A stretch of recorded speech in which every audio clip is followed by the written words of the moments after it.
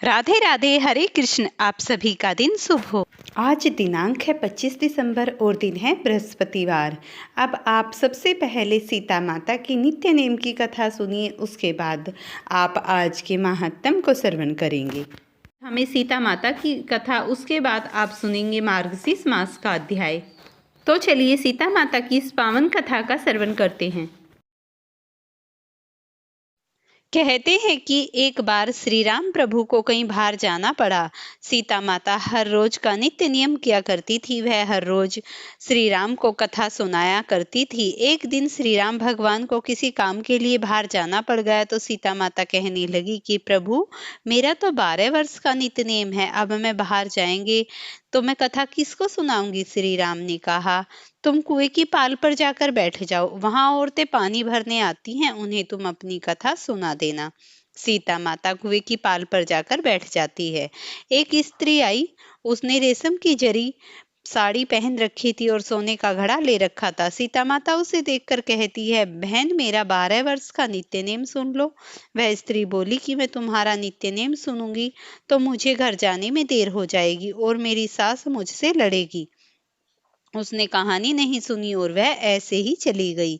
उसकी रेशम जरी की साड़ी पट गई, सोने का घड़ा मिट्टी के घड़े में बदल गया। सास ने देखा तो पूछा कि यह किस दोस्त को अपने सर लेकर आई है। बहू ने कहा कि कुएं पर एक औरत बैठी थी, उसने कहानी सुनने के लिए कहा, लेकिन मैंने उसकी कहानी नहीं सुनी। उसी का यह परिणाम हुआ। बहू की बात सुनकर अगले दिन वही साड़ी और घड़ा लेकर सास कुएं की पाल पर गई। सास को वही माता सीता बैठी मिली और माता सीता ने कहा, बहन, मेरी कहानी सुन ले। सास बोली कि एक बार छोड़, मैं तो 4 बार कहानी सुन लूंगी। राम आए, लखन आए, देश के पुजारी आए, नित्य नेम का नेम लाए, राम आओ बैठो राम, तपी रसोई जियो राम, माखन मिश्री खाओ राम, दूध बतासे पायो राम, सूत के पल को माठो राम, साल दुसाला पाठो राम, साल दुसाला ओढ़ो राम, जब बोलूं तब राम ही राम, राम सवारे सबके काम, खाली घर भंडार बड़े भरेंगे, सबका बेड़ा पार करेंगे, जय श्री राम, जय श्री राम। सास बोली कि बहन, कहानी तो बहुत अच्छी लगी। कहानी सुनकर सास चली गई और उसकी साड़ी फिर से जरी की बन गई। मिट्टी का घड़ा फिर से सोने के घड़े में बदल गया। बहू कहने लगी, सासू माँ, आपने ये सब कैसे किया। सास ने कहा कि बहू, तू दोष लगा के आई थी और अब मैं दोष उतार कर आ रही हूँ। बहू ने फिर सास से पूछा कि कुएं वाली स्त्री कौन है। सास बोली कि वे सीता माता थी, वो पुराने को नया कर देती हैं, खाली घर के भंडार भर देती हैं, वह लक्ष्मी जी का वास घर में कर देती हैं, आदमी जो भी हो इच्छा उसे पूरी कर देती हैं। बहू बोली कि ऐसी कहानी मुझे भी सुना दो। सास बोली कि ठीक है, तुम भी सुनो। सास ने कहानी सुनानी प्रारंभ कर दी। राम आए, लखन आए, देश के पुजारी आए, नित्य नेम का नेम लाए, आओ राम बैठो राम, तपी रसोई जियो राम, माखन मिश्री खाओ राम, दूध बतासे पायो राम, सूत के पल को बांटो राम, साल दुसाला पाठो राम, साल दुसाला ओढ़ो राम, जब बोलूं तब राम ही राम, राम सवारे सबके काम, खाली घर भंडार भरेंगे, सबका बेड़ा पार करेंगे, जय श्री राम, जय श्री राम, राम राम जय जय राम। कहानी सुनकर बहू बोली कि कहानी तो बहुत अच्छी लगी। सास ने कहा, ठीक है, इस कहानी को रोज कहा करेंगे। अब सास बहू रोज सवेरे उठती, नहाती धोती और पूजा करने के बाद नित्य नेम की कहानी सीता माता से कहती। एक दिन उसने यहाँ एक पड़ोसन आई और सास बोली कि बहन, जरा सी आँच दे देना। वह पड़ोसन उसकी सास को कहने लगी। वह बोली कि आज तो भी हमने जलाई ही नहीं। पड़ोसन ने कहा, तुम तो सवेरे 4 बजे उठकर क्या कर रही हो फिर। उन्होंने कहा कि सुबह उठकर हम पूजा करते हैं, फिर सीता माता की नित्य नेम की कथा कहते हैं। पड़ोसन ने उसकी बात सुनकर फिर कहा कि सीता माता की कहानी कहने से तुम्हें क्या मिला। वो बोली कि इनकी कहानी कहने से घर में भंडार भर गए, सारे काम सिद्ध हो गए, मन की इच्छा पूरी हो गई। पड़ोसन कहती है, फिर तो ठीक है बहन, इस कथा को मैं भी कहूंगी। वह बोली, ठीक है, तुम भी इस कहानी को सुन लो। सास कहानी सुनाने लगी।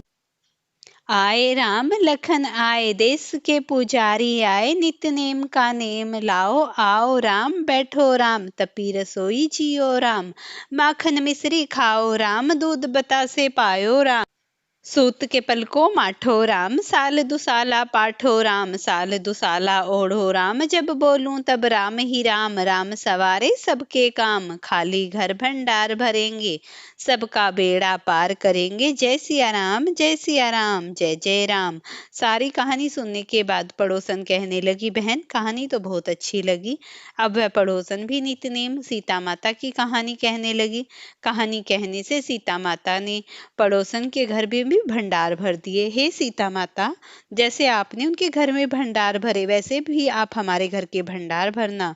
कहानी सुनने वाले और कहने वाले सबको सुखी जीवन देना, सबकी परेशानियां हरना और सबके जीवन में खुशहाली भर देना। प्रेम से बोलिए जानकी माता की जय। अब आप अन्नपूर्णा माता की कथा सुनिए। मां अन्नपूर्णा माता के महात्म की कथा। एक समय की बात है, काशी निवासी धनंजय की पत्नी का नाम सुलक्षणा था। उसे अन्य सुख प्राप्त थे, केवल निर्धनता ही उनके दुख का एकमात्र कारण थी। यह बात उन्हें हर समय सताती रहती। एक दिन सुलक्षणा अपने पति से बोली, स्वामी आप कुछ उद्यम करो ताकि काम चले, इस प्रकार कब तक हम जिएंगे। सुलक्षणा की बात सुनकर धनंजय के मन में बैठ गई और वह उसी दिन विश्वनाथ शंकर जी को प्रसन्न करने के लिए बैठ गया और कहने लगा, हे देवाधिदेव विश्वेश्वर, मुझे पूजा पाठ तो नहीं आता, केवल आपके भरोसे बैठा हूँ। इतनी विनती करके वह 2-3 दिन भूखा प्यासा बैठा रहा। यह देखकर भगवान शंकर ने उसके कान में अन्नपूर्णा अन्नपूर्णा अन्नपूर्णा 3 बार कहा। यह कौन है, कौन कह गया? इसी सोच में धनंजय पड़ गया कि मंदिर से आते ब्राह्मणों को देखकर पूछने लगा, पंडित जी अन्नपूर्णा कौन है? ब्राह्मणों ने कहा, तू अन्न छोड़ बैठा है, सो तुझे अन्न की ही बात सूझती है, जा घर जाकर अन्न ग्रहण कर। धनंजय घर गया, स्त्री से सारी बात कही। वह बोली, नाथ चिंता मत करो, स्वयं शंकर जी ने यह मंत्र दिया है, वे स्वयं ही खुलासा करेंगे, आप फिर जाकर उनकी आराधना करो। धनंजय फिर जैसा का तैसा वहीं बैठ गया। रात्रि में शंकर जी की ने आज्ञा की, तो पूर्व दिशा में चला जा। वहां अन्नपूर्णा नाम जपता जाता और रास्ते में फल खाता, झरनों का पानी पीता। इस प्रकार कितने ही दिन चले गए।